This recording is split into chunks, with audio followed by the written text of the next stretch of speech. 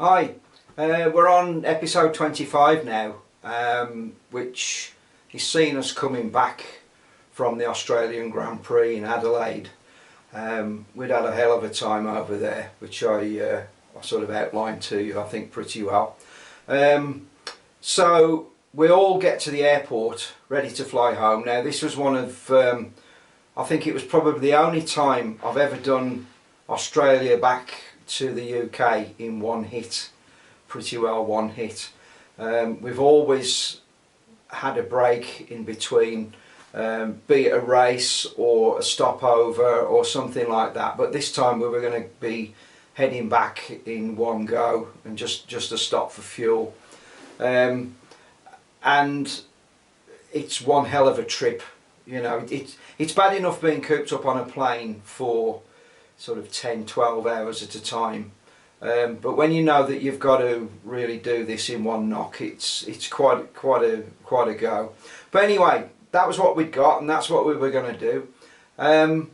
And we were going to come back through Bahrain.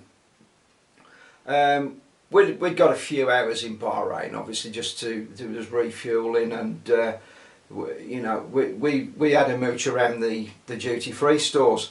Well, I'd quite fancied getting myself a video camera. I mean, nowadays everybody's got a video camera in the pocket. It's by way of your phone.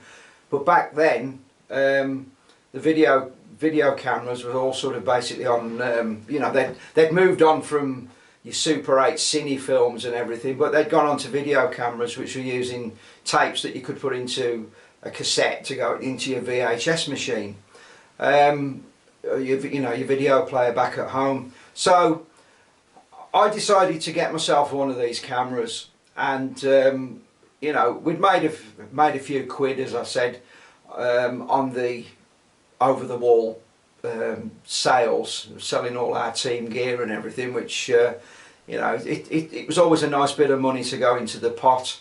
But we get to Bahrain, and I'm having a look around the duty free, and I spot this camera, and it was a JVC camera, and at the time, I think it was about 1,200 quid. It was something like that. I mean, they weren't cheap things, but as I say, you know, we'd made a few shillings, so we weren't too bothered about that. So I bought this camera, but I was also aware that to bring, you know, brand new gear into the UK was could be a bit problematic. You know, you're supposed to pay duty on these things and that. But anyway, I got so I took the camera in hand baggage on the plane with me, and I decided to scuff up the case a little bit. I took it out, I'd already taken it out of the box, and I'd got some Leighton House stickers knocking around as well, which I thought, if I put a couple of stickers on it, it looks like I'm, you know, I'd already taken it out with me, and it was just part of, you know, carry it on my shoulder and that. So we get back on the plane, and I do all of this, and we eventually get back to England, and I got my luggage, got my trolley and everything, put my suitcases on the trolley, and I put this video camera on the top of the trolley in the basket. So of course we're pushing through to come through the nothing to declare aisle, and of course I got pulled over. One of the customs guys, he came over and he said, "Have you got anything to declare?" And I said, "No, not really." You know, he said, how about the video camera?" And I said, "No," I said, "I took that out with me, I bought that out with me." And he says, "Oh," he says, "well, you'll obviously have the receipts to prove that, won't you?" And I thought, I'm going to be stuck here. If I don't start telling the truth, I'm going to lose this camera. I'm going to probably get bloody carted off in handcuffs or something.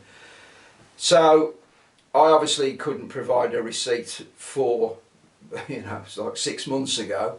So yeah, I said, yeah, I'd bought this camera in Bahrain, and they knew that damn well. So I was presented with, you know, an ultimatum really. It was to pay the duty on the camera or lose the camera.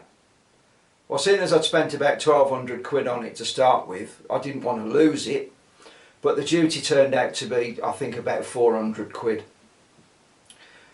And fortunately, I'd got enough, just enough to pay it. So, yeah, so I chivved up the 400 quid, kept the camera, got a slap on the wrist and told sort of, you know, it's not the way we do things, but anyway. I kept the camera, so it was, you know, an expensive lesson, but it was one I certainly tried on. So we get back to England, and of course we've got a week off or something like that before all the freight comes back from Australia. So, you know, we all go home, see our families and that, because we'd been away for a good time, well, quite a long time as well as a good time. But the next test we were going to do, which was a test before Christmas, was down in Jerez in Spain. So we, you know, all the cars were rebuilt and what have you, and I'm pretty sure that we, you know, well, I know we took 2 cars down there. Whether we took a third, I don't know, but we took the 2 cars down. But one of the things that we fancied doing this time, because normally in the trucks we would drive all the way through France, all the way through Spain, and Jerez was right on the bottom. You know, it was pretty well down by Cadiz. It's about as far south as you can get. But one of the things that we decided to do was you could catch a ferry from Plymouth to Santander, which is a 24-hour trip on the, you know, on the ferry, which takes you all across the Bay of Biscay, and it just stopped us driving, you know, all those miles, and we thought, well, we'll have a bit of fun on the boat and have a bit of a rest for a day. So we get down to Plymouth, and we're due to sail out at, I don't know, 6 in the morning, something like that. But as we normally did, so we decided to go out for a night out in Plymouth, which it probably certainly wasn't the best idea that we'd ever had. But as I've said many times in the past, we did, you know, we did like a glass of beer occasionally, and we probably did go a little bit over the top sometimes. And I think this particular trip was one of those. So we found a couple of bars in Plymouth, and you know, I think we just attempted to drink the place dry. So we got this early shout to get on the ferry in the morning, and maybe it was pulling out at 8 o'clock or something. So we'd got to be down at the docks by 6. Well, I think by the time we'd sorted ourselves out, it was a case of, and the hangovers we had, it was a case of toss a coin to see who could actually put the truck up the ramp and onto the boat. But we managed to do that just about, and what we'd got in front of us then was 24 hours of being going across the Bay of Biscay, which in the summer is a rough crossing, but in the winter, you know, sort of late November, whenever this was, November, December, it wasn't very pleasant at all. And we found our cabins, and we went into our bunks, and probably about 16 or 17 hours later, we sort of came out just to have a look. And we went down. I remember that we went down into the you know, the dining room place, and they'd got fantastic spread of food and drinks and everything like that. And we all took one look at it. I think we grabbed a bottle of water each and just went back to bed.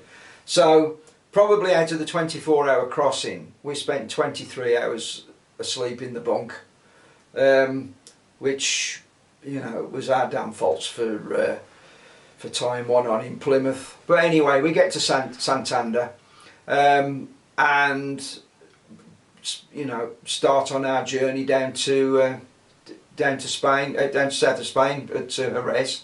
I'm pretty sure that year as well we got to Madrid, and I'm pretty sure it started snowing, which was one of the first times I'd ever seen snow in you know, snow in Spain. It may have been then, it may have been another time. We went down there a lot, but yeah, there was certainly snow in Spain. So, but we get down to the circuit, do the usual setup, everything like that. The mechanics were coming out the following day. But one of the funny things that happened was all the lads got probably a couple of minibuses, or, you know, a minibus and a hire car or something like that. But the race engineers, and there was Andy Brown, Tim Holloway, and there was Adrian Newey. Now, Adrian must have picked this car up in his name, and whether the car had got no, you know, sometimes when you get a hire car you need to put fuel in it, so or they can come full or whatever, but this car probably didn't have any fuel in it. But anyway, they started driving from the airport to the circuit and pulled in for some fuel. Now, in Spain and in Spanish, diesel is labelled as gas oil. So this was a petrol car.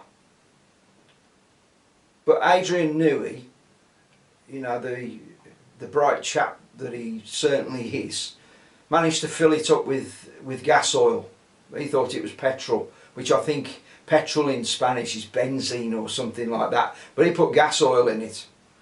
Now, they weren't very far from the circuit, but as is obviously going to happen when you put diesel in a petrol car, it ain't going to go very far.